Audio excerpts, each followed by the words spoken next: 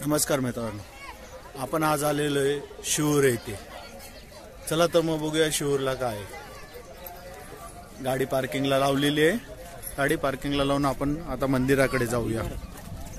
पार्किंगवरून जात असताना इथं आजूबाजूला बरेचसे स्टॉल वगैरे आपल्याला बघू शकतो आपण। इथं नाश्त्यासाठी पण सुविधा आहे। आम्ही साधारण रात्री 4 वाजता म्हणजे पहाटेच्या 4 वाजता इथं पोहोचलो आणि इथं पोहोचल्यानंतरला ह्या हॉटेलला थांबलो। हॉटेलचं नाव आहे त्रिलोचन। हे बघा, त्रिलोचन ह्या हॉटेलला आपण थांबलेलो आहे।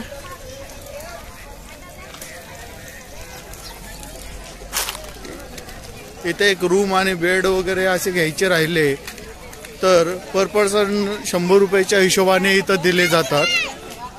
आणि रूम घ्यायची राहिली तर डबल बेडची रूम ही 1200 रुपयाला यांनी दिली। इथं सकाळी सकाळीच खूप गर्दी असते। बघू शकता किती गर्दी झाली आहे। कपडे खूप सारे नाश्त्याचे, प्रसादाचे, नारळाचे स्टॉल आपल्याला बघू शकतो आपण। एवढे सकाळी सर ओपन झालेलं आहे।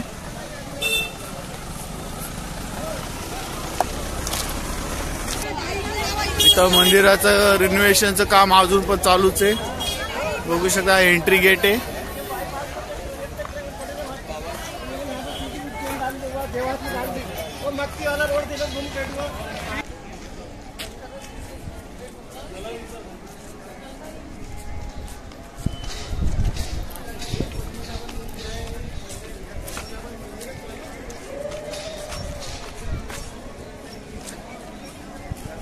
श्री शिवाय नमस्तुभ्यो।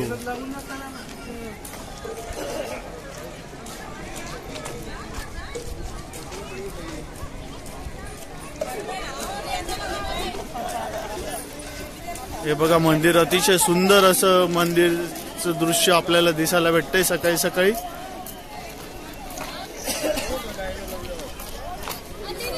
इथं पण अजून काम चालू आहे।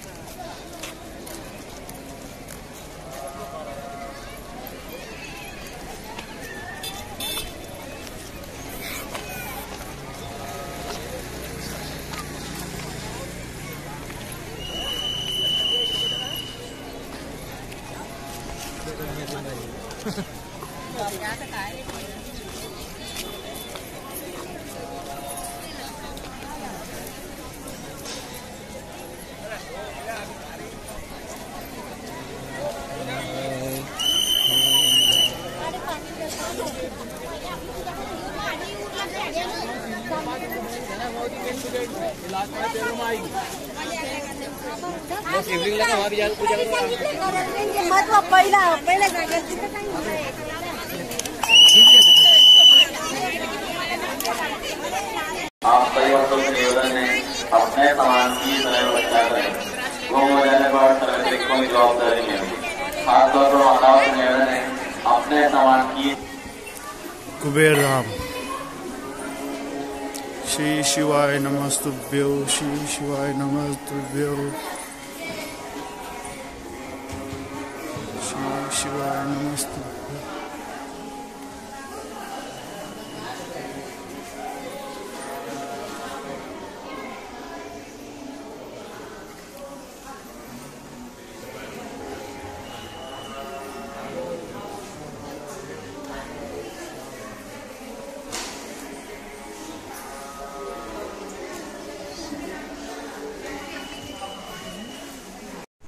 आश्रम मध्ये सुद्धा राहण्याची सोय आहे।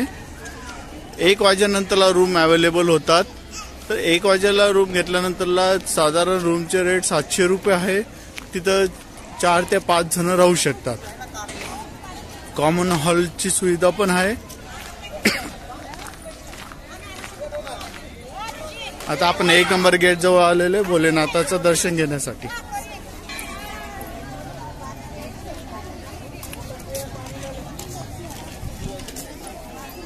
गर्दी बघू शकता तुम्ही किती आहे।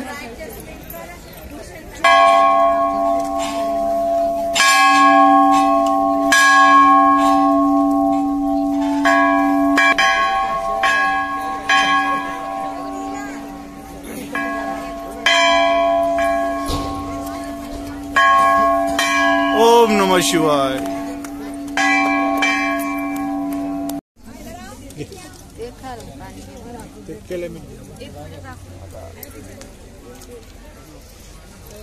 मनीषा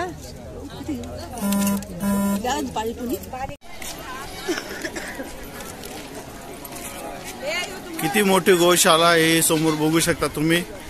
मुरली मनोहर गोशाला.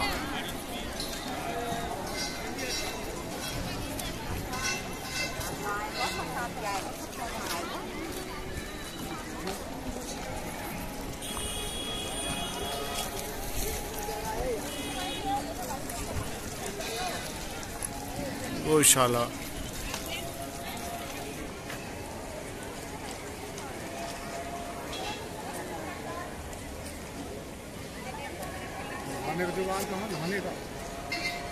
नहीं पता मुझे.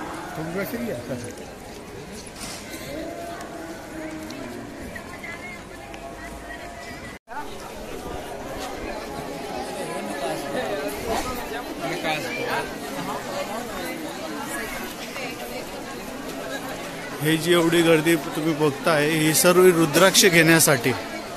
आता इथं रुद्राक्ष भेटतात त्याच्यामुळे ही सर्व गर्दी आहे. रुद्राक्ष वाटायला 10 वाजता सुरू करतात. साधारण आम्ही 8 वाजेपासून लाईनीत उभे आहोत. आम्हाला 2 तास लागले रुद्राक्ष घेण्यासाठी. आता पूर्णपणे आमचं दर्शन होऊन आम्ही निघालो परतीच्या मार्गाला. चला भेटूया पुढच्या व्हिडिओमध्ये. तुम्हाला जर माझे व्हिडिओ आवडत असतील तर लाईक करा, कमेंट्स करा अँड सबस्क्राईब पण करा. धन्यवाद.